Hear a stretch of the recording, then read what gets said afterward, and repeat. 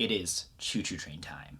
I'm going to tell you about my first impressions of using a Bentwood in the past week. There is a lot to be said because I have loved this grinder. I've loved the results, and I definitely want to share all of those experiences with you. So for those of you who have not kept up with the world of coffee grinders, because it seems like something new comes out every single 6 months, this is the Bentwood Vertical 63. It is a 63 millimeter flat burr grinder that is definitely more of a commercial grinder. Look how big this thing is.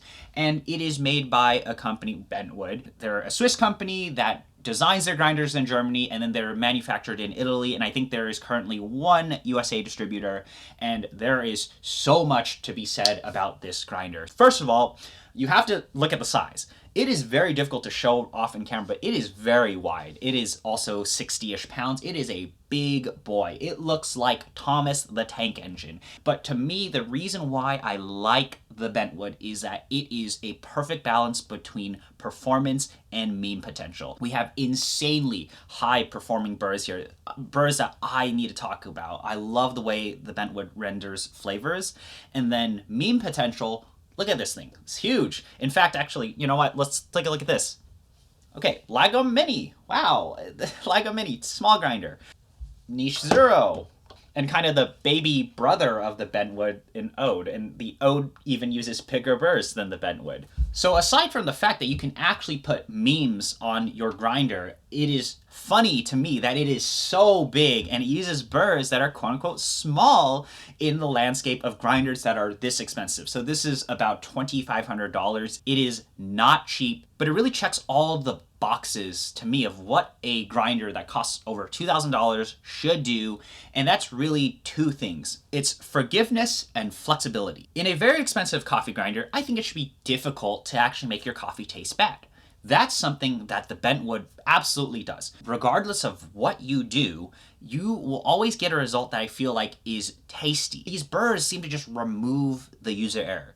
It really reminds me of the Kafatek 98mm Shuriken LM burr set that I absolutely love, but in a smaller burr set, 63mm, and of course in a larger body. And to me, that's something that I value so much, is that from a user perspective, the amount of coffee that I don't like is much less with the Bentwood. In terms of flexibility, I can also brew with various profiles, switch between different brew methods easily because I can just change the grind size super easily here, and I get results that all taste good. And I want to talk about taste now. The TLDR of what the Bentwood to me is that it is not that clear of a grinder, but it's actually clear enough, I think, for most folks.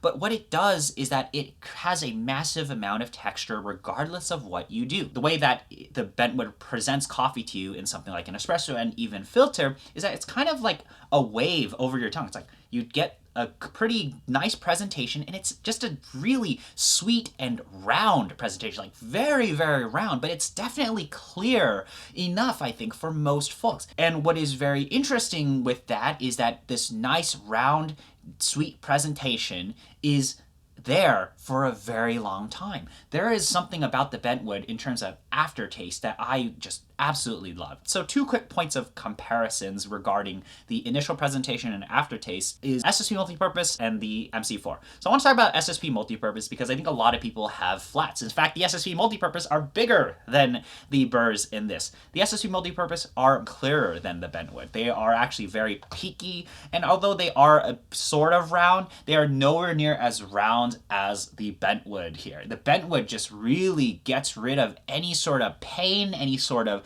battery acid, any sort of punchiness, and I love that. It actually makes it so that when you drink a very acidic coffee, a coffee that is very light, maybe you don't want something that's actually sour in your coffee, but you want something that's light. It makes it so that your light roast coffees are actually just very, very tasty, very comforting, and that comfort that you might find in a darker roast coffee can now be found in a lighter roast coffee. And I think that's really fascinating. I love the body and texture in espresso and the body in filter coffee. To me, it's so easy to just get perceivable texture regardless of what profile I pull. I pull long, I do filter, I do weird stuff, do low pressure stuff. these burrs are able to always retain some sort of texture in them. And that to me is very, very rare. The only other burr set that has done that to me is 98 mil SLM. So it has that massive texture that you may miss in SSP multipurpose. It's definitely not as clear, but I love everything else about it. I don't need to be punched in the face with acidity. I just want an overall very tasty cup regardless of what brewing method I use. And that's something that the Bentwood does so good. It's just so good. That's really kind of what's missing the 64mm SSP multipurpose.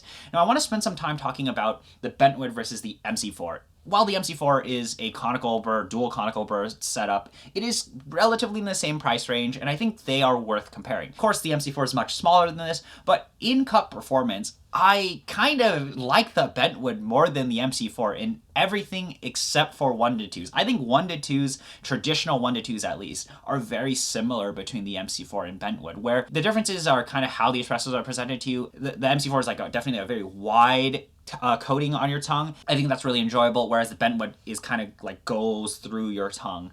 But the difference is really in that aftertaste. Even in 1-2, I think there are often times where the MC4 kind of falls flat, or it's like kind of a dull finish, even though it has a very long-lasting aftertaste. The Bentwood also has a very long-lasting aftertaste, but it finishes sweet. That's kind of the gist of a lot of resulting brews that I've had with the Bentwood, is the finish is always sweet for some reason. It gets rid of a lot of the acidity and bitterness, and I just really like that because that means my hit rate of results that I really like is much higher. And to continue with the MC4 versus Bentwood comparison, the flexibility aspect of the Bentwood is really shown here, where the MC4 kind of falls apart in 1-to-1 in terms of clarity as well as longer ratios, where it does do a great job, don't get me wrong, the MC4 does a great job, but the Bentwood I think just retains more clarity as well as has a better finish to me.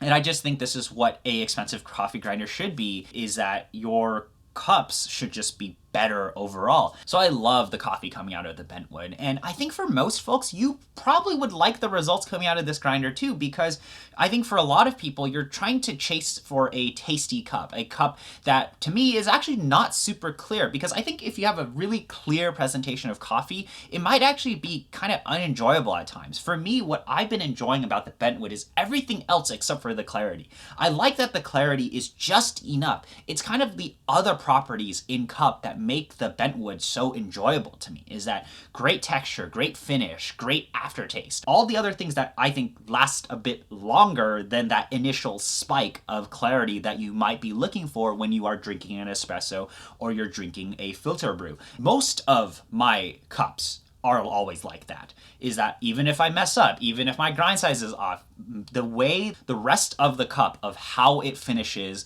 and how it lasts in your tongue and how the aftertaste is presented are just always generally good. And this is one of these really all-rounder burr sets, I would say, that just works so well for everything, different brew methods, different roast levels.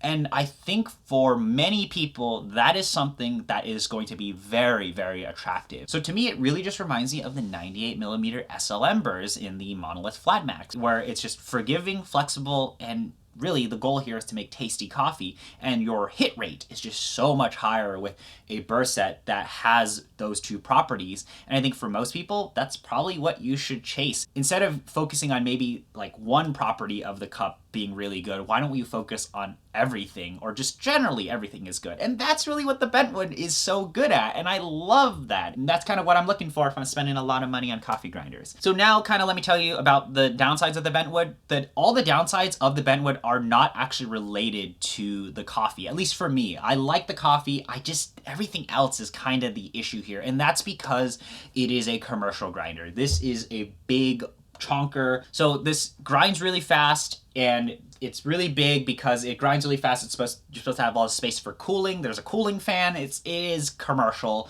For reference here, this is nothing in the grinder. It's actually not that loud. It's not as loud as something like a DF64, and I'll run some coffee through it, but RDT is absolutely mandatory with the Bentwood. By the way, from a retention standpoint, if you do RDT, well, exchange, there's actually 0.1 grams, usually a little bit more after you go crazy on the puffer. But I honestly think it's completely fine for most people. So this is no RDT. You'll notice how fast the Bentwood grinds. This is, by the way, at an espresso grind setting.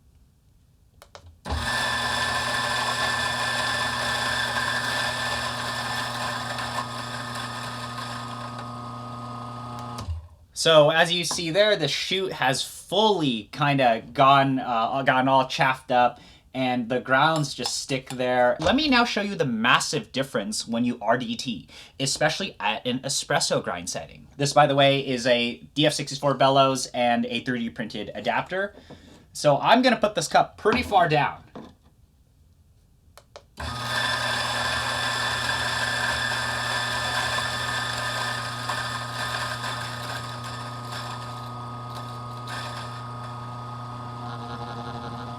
You notice there, grind time, 12 seconds for 10 grams, and just, oh, look at that.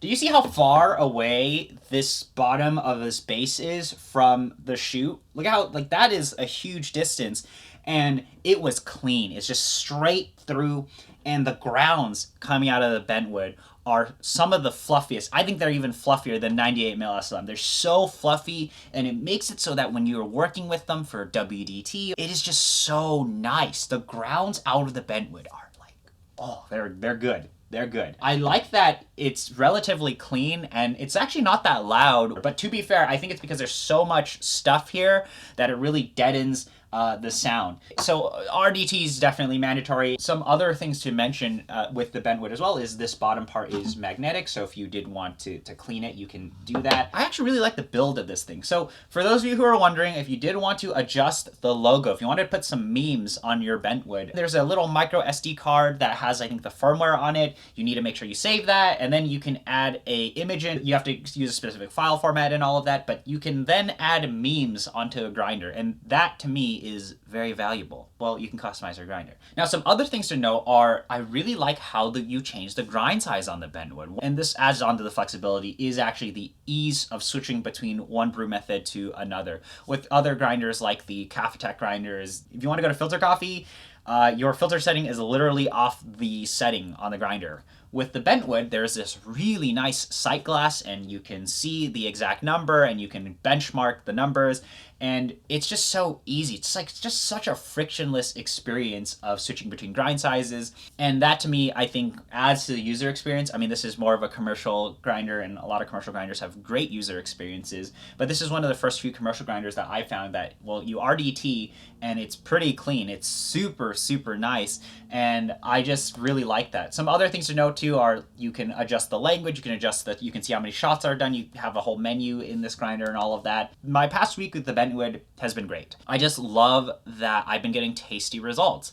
I can push the grinder in really any direction that I want, and I feel like it always retains texture, especially in even long ratio espressos. And in filter coffee, if I use a very acidic coffee, it does remove a lot of that acidity, and it makes the finish just so sweet. And I do like that in filter brews. I do get much more perceivable body than even something like 64 millimeter SSP multipurpose, and I do like that there is actually an insane roundness to this burr set. It is clear, but it's not a sharp, painful clear. No battery acid allowed here. That's really what makes the Bentwood so good, and I just love that it's an incredibly forgiving burr set. You can do so many different things. If you mess up, it's okay. So I really like the Bentwood. I really do, and I think it's a absolutely amazing grinder. It's just really big. But the results in cup are just something I think a lot of people should chase after. It's like, let's just get a tasty result every single time. I think this is where the Bentwood pulls ahead compared to a lot of other grinders, is just overall general ability to make tasty coffee. To me, okay, fine. It's not as clear as something like SSP multipurpose, but I think every other property in cup is something very, very desirable. Nice and sweet finish, great texture, clear enough to me, but I like how that clarity is presented. It's that roundness that makes the overall cup tasty to me. The gist of all of this is that if you spend a lot of money on a coffee grinder, I feel like your hit rate, the amount of coffee you enjoy, especially with the Bentwood, is going to be much higher than a lot of other coffee grinders, especially because you have the forgiveness and flexibility of these 63mm burrs in this grinder. And I also think the build of the grinder is absolutely amazing as well. You just need to find space for this thing and find a cart or something that can have a 60-pound monster on it. But otherwise, those are my first impressions of the Bentwood. I like this thing.